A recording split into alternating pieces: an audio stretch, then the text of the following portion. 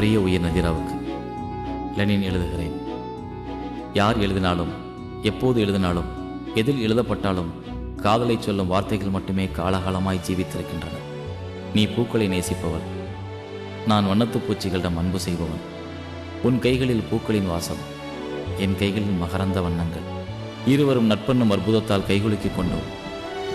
காலம் புதியதொரு அர்த்தத்தை எழுதிவிட்டது.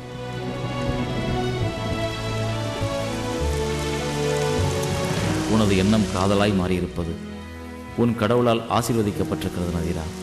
ஒவ்வொரு நொடியும் இதை கொண்டாடுவோம். காற்றும் காதலும் கதவை தட்டி அனுமதி பெற்று உள்ளே வருவதில்லை. இதை இயற்கையின் நியதி.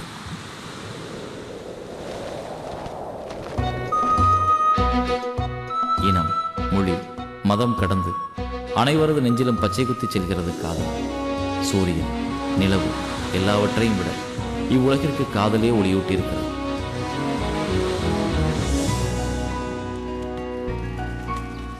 என் தலைக்கு மேல் கூட்டமாய் கடந்து செல்லும் பறவைகளின் சிறகசைப்பில் எழும் ஒளி இசைபோல் துல்லியமாய் என் காதுகளை எட்டுகிறது. உறங்காத நள்ளிரவுகளில் என் இதயம் இசைப்பதை நானே கேட்கிறேன். உயிரின் ஒவ்வொரு அணுவிலும் பிரளயத்தை உருவாக்கிவிட்ட காதலின் சக்தியை நான் எப்படி சொல்ல? சந்தோஷமாயிருக்கிறது நதிரா. அழகு எனும் சொல்லின் ஒட்டுமொத்த அர்த்தமும் நீதான் நதிரா. உன் உள்ளம் கொள்ளை அழகு, உன் இலக்கிய பேச்சு எல்லையில்லா அழகு. மொத்தத்தில் நீ தமிழின் அழகு.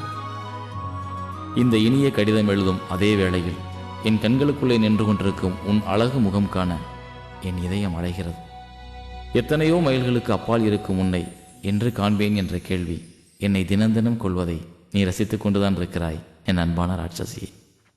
பிரியமுடன், லெனின்.